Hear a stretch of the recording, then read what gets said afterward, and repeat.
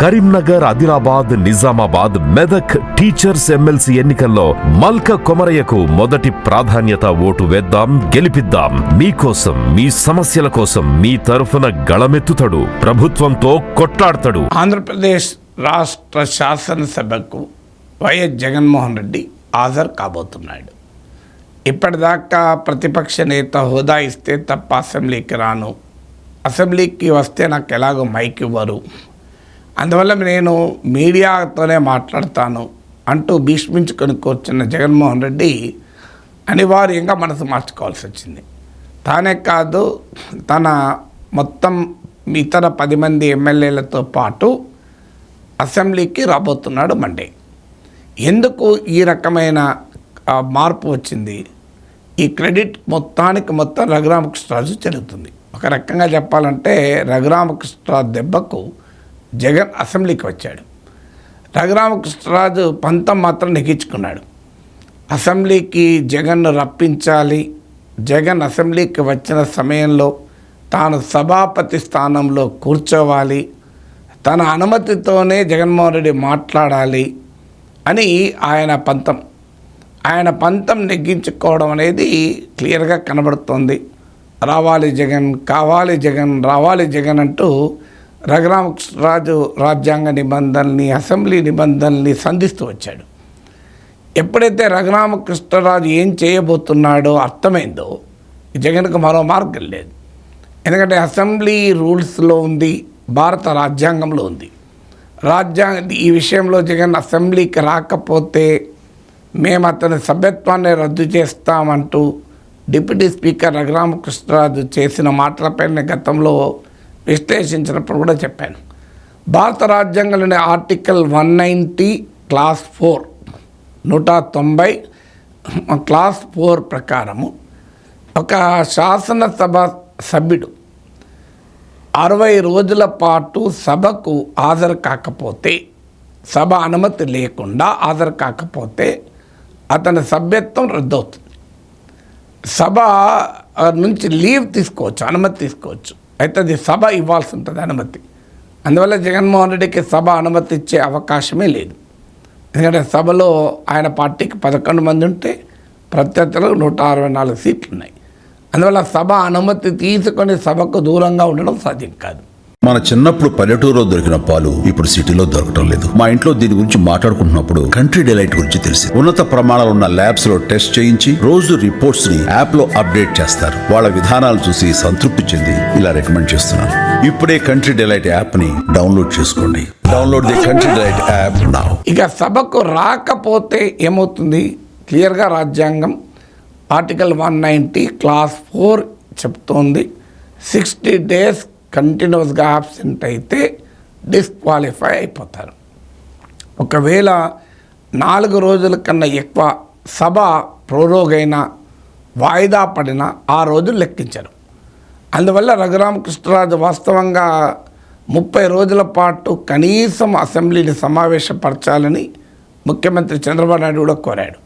ఎందుకంటే వీలైనంత త్వరగా జగన్ అసెంబ్లీకైనా రప్పించాలి, రాకపోతే ఆయన సభ్యత్వం అన్నా రద్దు చేయించాలి. ఇది రఘురామకృష్ణరాజు లక్ష్యం. ఖచ్చితంగా జగన్మోహన్ రెడ్డి సభకు వచ్చే సమయానికి రఘురామకృష్ణరాజే స్పీకర్ స్థానంలో కూర్చుంటాడు. మన అసెంబ్లీ నిబంధనలు రూల్ 187 క్లాస్ 2 కూడా సరిగ్గా రాజ్యాంగంలోని ఆర్టికల్ 190 క్లాస్ 4కు ఎక్స్ప్రెషన్ ఇస్తుంది. అంటే రాజ్యాంగంలోని ఆర్టికల్ 190 క్లాస్ 4లో ఉన్న అంశమే rules of assembly procedure. Assembly నడిపించే విధి విధానాల్లో రూల్ 187 క్లాస్ 2 కూడా అదే చెప్తుంది. 60 రోజుల పాటు సభ అనుమతి లేకుండా ఒక సభ్యుడు గనక సభకు రాకపోతే ఆ సభ్యుడి సభ్యత్వం రద్దవుతుంది. అంటే యాంటీ డిఫెక్షన్ లా ప్రకారమేమో తన పార్టీ విప్పును ధిక్కరిస్తే సభ్యత్వం పోతుంది, లేదా తన పార్టీ సభ్యత్వానికి స్వచ్ఛందంగా రాజీనామా చేసినట్లయితే voluntarily giving up the membership the party, తన స్వచ్ఛందంగా తన పార్టీ సభ్యత్వాన్ని వదులుకున్నట్లయితే సభ్యత్వం పోతుంది అని యాంటీ డిఫెక్షన్ లా రాజ్యాంగంలో 10th షెడ్యూల్ చెప్తుంది.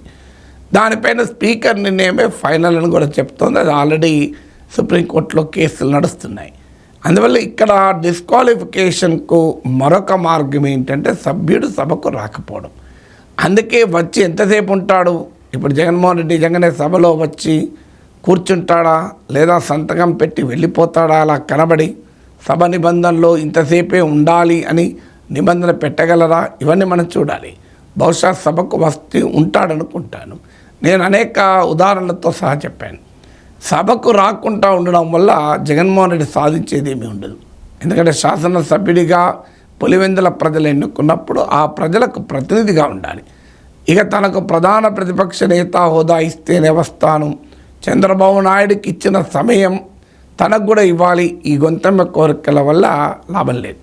రాజకీయంగా అది సాధ్యం కాదు, ప్రాక్టికల్ కూడా కాదు. అందువల్ల ఇప్పుడు జగన్మోహన్ రెడ్డి వచ్చి బహుశా నాకు ముఖ్యమంత్రికి ఇచ్చిన సమయం ఇవ్వాలి అని కనుక ఘర్షణ పెట్టుకున్నా, లేదు తనకు ప్రధాన ప్రతిపక్ష నేత హోదా కావాలని అడిగినా సభలో మరింత అభాస్పాలవుతాడు. అది దానికన్నా డిజాస్టరస్ పొలిటికల్ స్ట్రాటజీ, వినాశకర రాజకీయ వ్యూహం ఏమీ ఉండదు. మరి జగన్ ఏం చేస్తారో చూడాలి. జగన్ రాజకీయ వివేకాన్ని కనుక ప్రదర్శిస్తే సభకు వచ్చి ప్రజల సమస్యలు మాత్రమే వినిపించాలి. తనకు ప్రత్యేక హోదా కావాలని డిమాండ్ చేయడం మొదలుపెట్టాడు అనుకోండి, మెజారిటీ అటుంది 164 సభ్యులు. తెలుగుదేశం పార్టీ సభ్యులకు గుర్తుంది, చంద్రబాబు నాయుడుకు వ్యక్తిగతంగా గుర్తుంది. జగన్మోహన్ రెడ్డి ముఖ్యమంత్రిగా ఉన్నప్పుడు తనకు జరిగిన వ్యక్తిగత అవమానం గుర్తుంది. అవన్నీ మర్చిపోరు కదా. అందువల్ల జగన్మోహన్ రెడ్డికి కూడా ఏం ఎదురవుతుంది చెప్పలేం. చంద్రబాబు నాయుడు ఆదేశాలు ఇచ్చి మనం అలా వ్యవహరించకూడదు, ఎందుకంటే మన పట్ల అలా వ్యవహరించడం వల్లనే జగన్మోహన్ రెడ్డి ఓడిపోయాడు. ఇప్పుడు జగన్కు సానుభూతి వచ్చే విధంగా వ్యవహరించకూడదు అని కనుక చంద్రబాబు నాయుడు ఆదేశాలు ఇస్తే కొంత ఆగే అవకాశం ఉంటుంది. వాస్తవంగా రాజకీయంగా తెలివితేటలు ప్రదర్శిస్తే తెలుగుదేశం మారల్ హైగ్రౌండ్ తీసుకోవాలి. జగన్మోహన్ రెడ్డి రానిచ్చి ఆయన సభలో మాట్లాడనిస్తే సమాజంలో కూడా చూడండి జగన్ అలా వ్యవహరిస్తే చంద్రబాబు ఇలా వ్యవహరించాలని పేరుస్తుంది. కానీ మేము రాజకీయ ప్రతీకారం కక్షతోనే వ్యవహరిస్తాం, అప్పుడు మమ్మల్ని అవమానించారు కనుక మేము అవమానిస్తాం అంటే మరి అప్పుడు చంద్రబాబు నాయుడు చెప్పింది ఏంటి? ఇది గౌరవ సభ కాదు, కౌరవ సభగా మారింది, అందువల్ల నేను గౌరవ సభగా మారినాకనే మళ్ళీ వస్తానన్నాడు. ఆయన ప్రతిజ్ఞ ప్రజలు నెరవేర్చారు.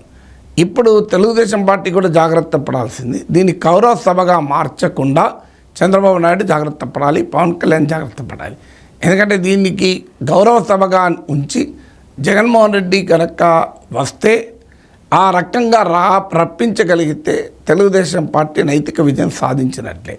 రఘురామకృష్ణరాజుకు మాత్రం ఏ రకంగానైనా ఆయన ఆల్రెడీ విజయం సాధించాడు.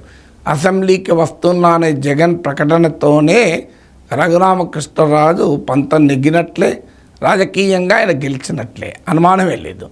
ఇక జగన్మోహన్ రెడ్డి ఈ అవకాశాన్ని కూడా సద్వినియోగం చేసుకోకుండా తనకు సభకు వచ్చి తనకు ప్రత్యేక హోదా గురించి, తనకు ప్రతిపక్ష నేత హోదా గురించి, తనకు మైక్ ఎంతసేపు ఇవ్వాలని ఈ గందరగోళంలో పడ్డాడు అనుకోండి, ప్రజల ముందు మరింత పలచనవుతాడు. అది కాక ఇచ్చిన కొద్దిపాటి సమయం కూడా ప్రజల పక్షాన నిలబడి ప్రజా సమస్యల్ని కనుక లేవనెత్తితే సమయం ఇవ్వకపోతే ప్రజలే ప్రశ్నిస్తారు. సమయం ఇస్తే దాన్ని సద్వినియోగం చేసుకోవచ్చు.